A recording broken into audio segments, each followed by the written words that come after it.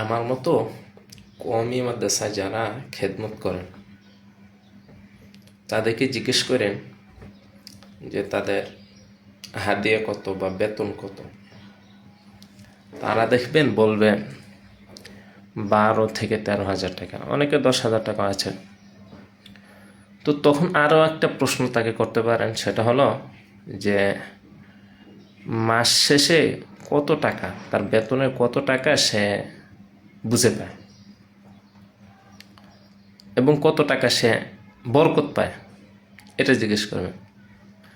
কারণ অধিকাংশ মাদ্রাসা মাস শেষে পরিপূর্ণ বেতন দিতে পারে না।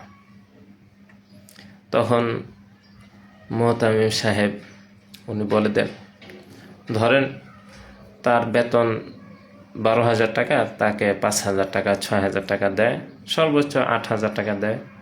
তারপরে বলে যে হুজুর রাখেন, বরকত হবে, বরকত হবে। তো এই যে বরকত কত টাকা, সেইটার কথা জিজ্ঞেস করতে বলছে আর কি। তো বরকত আসলে কি জিনিস?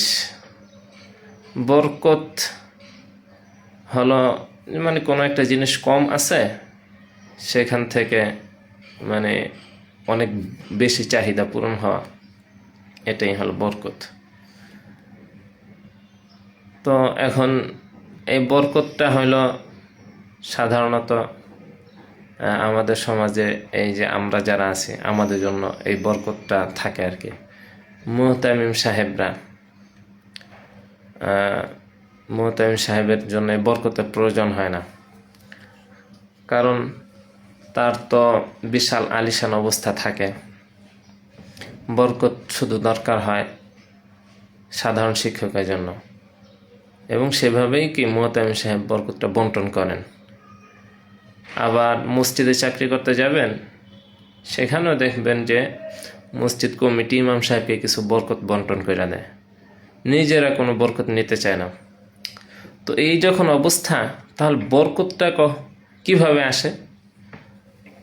যেহেতু ইমাম সাহেব বেতন পান না, বেতন ঠিকমতো পান না, সেক্ষেত্রে ওই যে প্রত্যেক মাসে যে কিছু টাকা দেয় 5-6 হাজার টাকা, তাও যদি হিসাব করা হয় তাহলে দেখা যাবে যে মানে পিছনে কয়েক মাস আগের এই টাকাটা, কারণ পিছনে কয়েক মাসও কি তাকে পরিপূর্ণ বেতন দেওয়া হয়নি। তাহলে এই মাসে বেতন কিন্তু সে 1 টাকা পায় নাই, যদিও কিছু টাকা এই মাসে দেওয়া হয়েছে, কিন্তু এই টাকাটাও কি পিছনের। তো তখন তার বরকতটা কিভাবে হয়?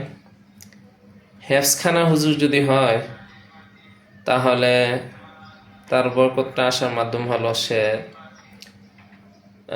ছোট ছোট বাচ্চাদেরকে একটু বেশি মারে আর কি,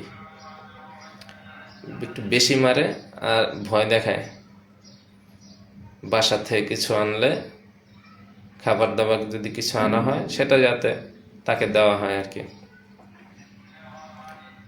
এরপরে এক্সট্রা হাদিয়া, তো এগুলো করলে তখন আবার সে ছাত্রটাকে কম মারে। গার্ডিয়ান ওইটা বুঝে, তখন তাকে কি এক্সট্রা কিছু হাদিয়া দেয় আর কি। এরপরে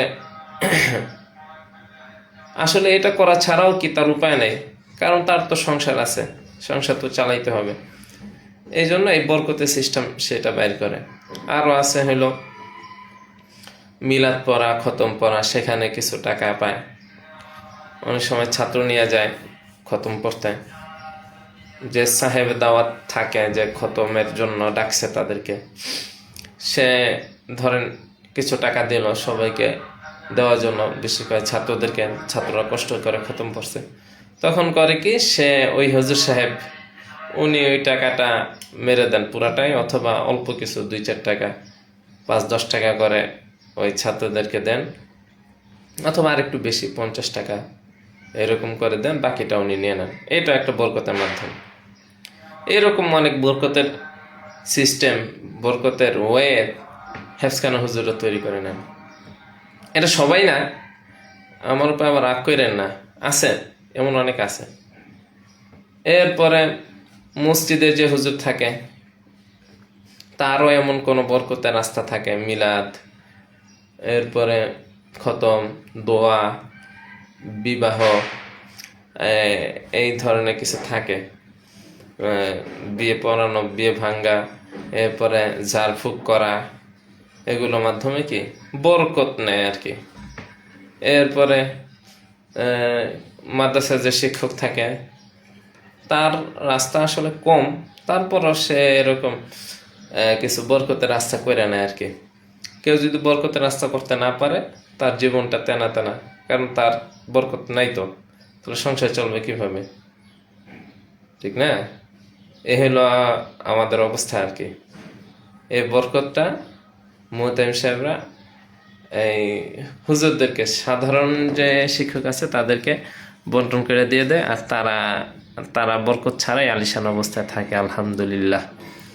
এরপরে তারা থাকে, মনে করেন ফ্ল্যাট, বাসা তাদের নিজেদের নামে আছে, এরপরে গাড়ি আছে, প্রত্যেক বছর উমরায় যায়।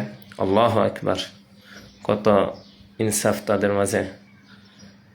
তো এই কথাগুলো বললাম, এগুলো নিজেদের অঙ্গনের কথা বলা উচিত না, তারপরও বলে ফেললাম আর কি। অনেকে রাগ করবেন, তাও মনে কষ্ট বলি আর কি।